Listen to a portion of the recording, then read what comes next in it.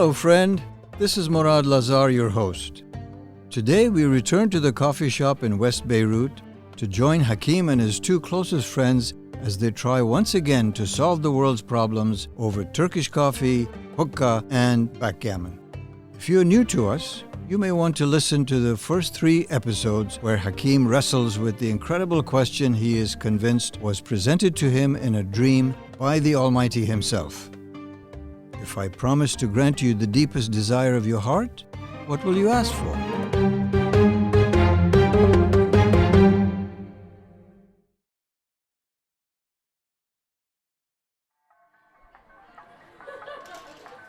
Hakim arrives at the coffee shop after a busy day at the hospital to find his friends have already set up the backgammon board.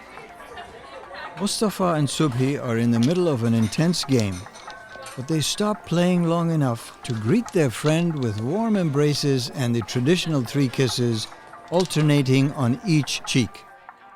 The customary rapid-fire questions follow with no pause for answers. So glad to see you, doctor. How are you? Allah willing, you're happy? How is your health? How is the family? How is work at the hospital? Fine, Subhi. How's the business? How's your family? Mustafa, good to see you. How are the girls? Are you well, Allah willing? Good to see you too, doctor. Sit down. Subhi and I are both anxious to hear. Have you had any more dreams? No new dreams, Mustafa. But that one dream is enough. I've been thinking about the question over and over ever since I left you. I feel wonderfully haunted by it. Tell us, what have you been thinking? What's wrong? Are you in a hurry? Oh, pardon me.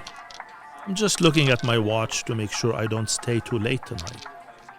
After I left you last week, I drove to the Corniche to walk by the sea and think about the meaning of this dream. But I hadn't told Zaina what I was doing.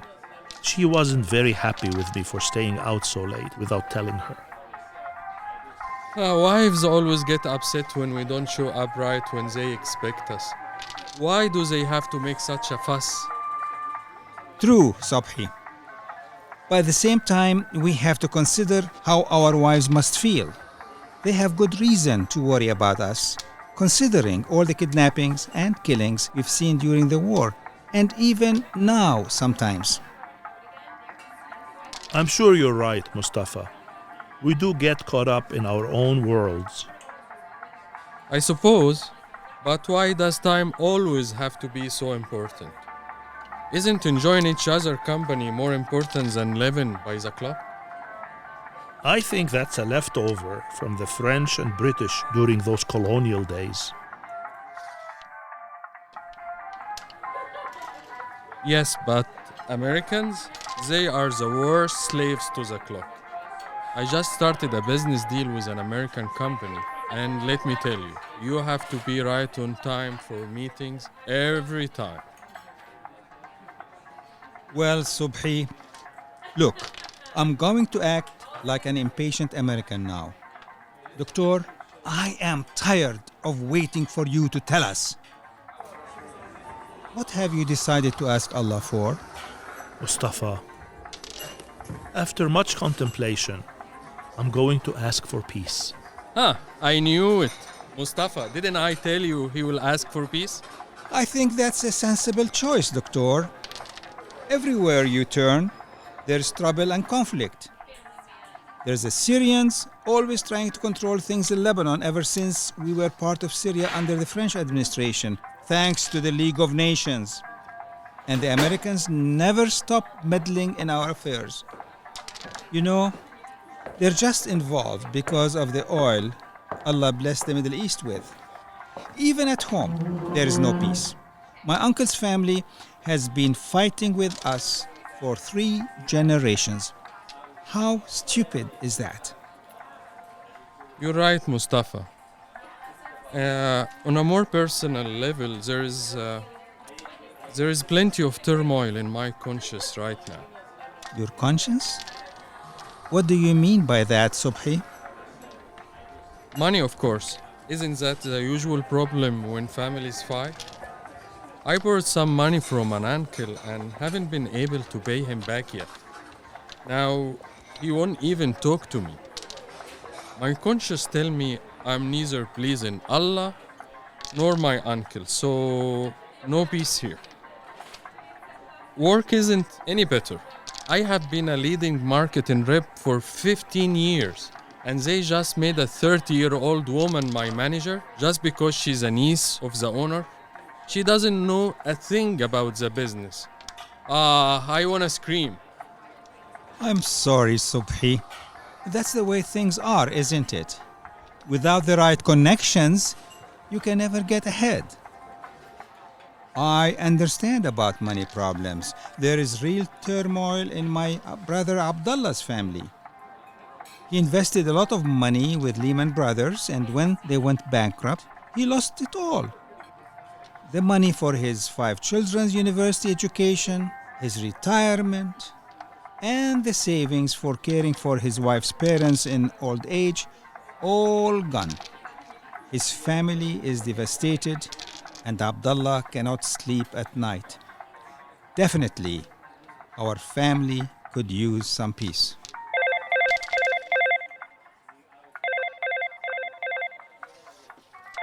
Excuse me while I take this. Hello, Dr. Husseini here. Hello, Doctor. How are you?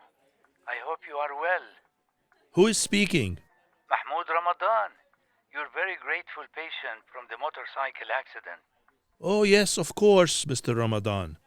How are you feeling? Have you been healing well? Much better, thanks to my Lord. Why is he saying my Lord all the time? How's your family?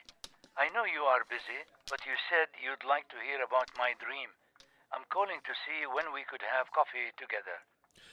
Actually, Mr. Ramadan, when I told my wife about our conversation, she insisted I invite you and your wife to our home for dinner.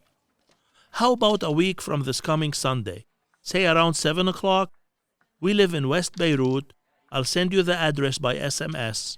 If you have trouble finding us, just call me. That's very kind of you, Doctor. I feel so very honored.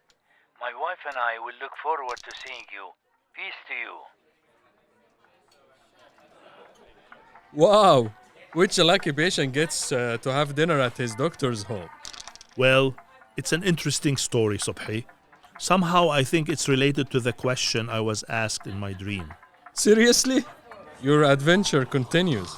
You may not believe this, but the patient who just called is none other than the man who had the motorcycle accident across the street from here. What? I can't believe it! This is impossible! His name is Mahmoud Ramadan. I knew from treating him at the scene that he'd suffered some serious injuries. But when I saw him in the hospital the next day and expressed my sympathy, he said that he was at peace with his situation in spite of the pain level he has. He asked me to attend to the patient in the next bed who was suffering more than he was before I helped him. His roommate must have been a close friend or a relative. What a coincidence. No, he wasn't. That's what's so extraordinary about it. I've never seen a patient behave that way. We all know how people act in line at the bakery or in traffic. They always want to get in front of you. And when a person is in pain, it's even worse. All they can think of is getting help.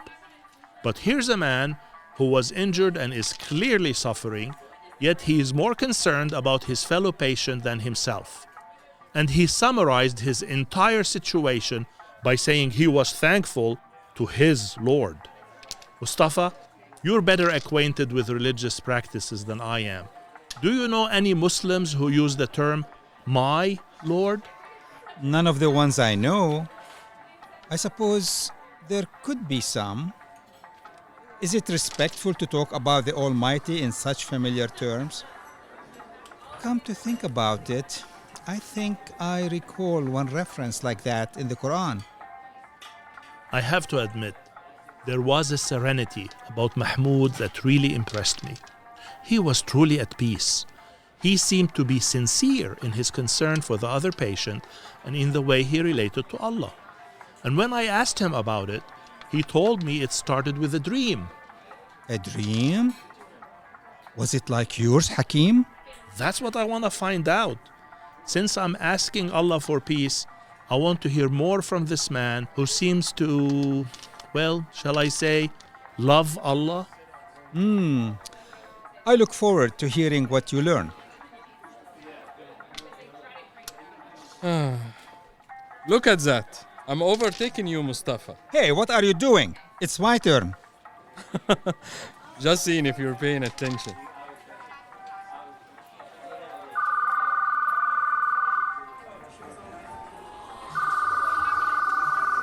Hello? What? Ya Allah, Ya Allah. When did this happen? Don't do anything. I will be right over. Subhi, what's going on? What happened?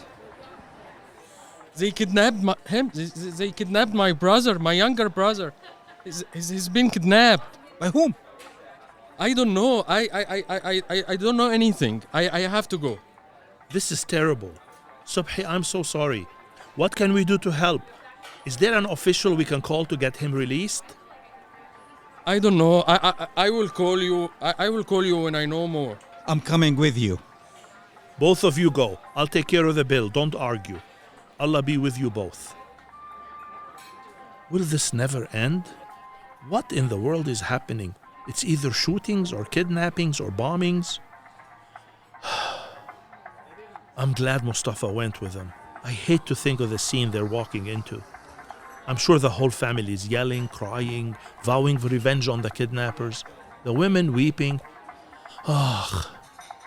I better go home before Zaina hears and gets worried sick. Waiter, the bill, please.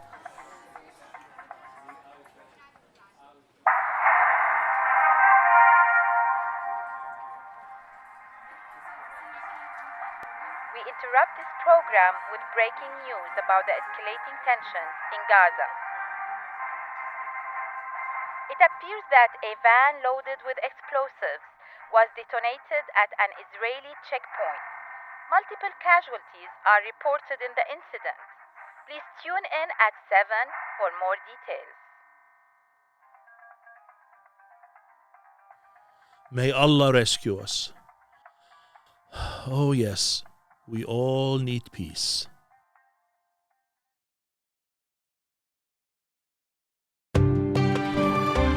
Please join us next time over dinner with Hakim and Zaina to learn more about the mysterious patient in the next episode of Yearning for Peace.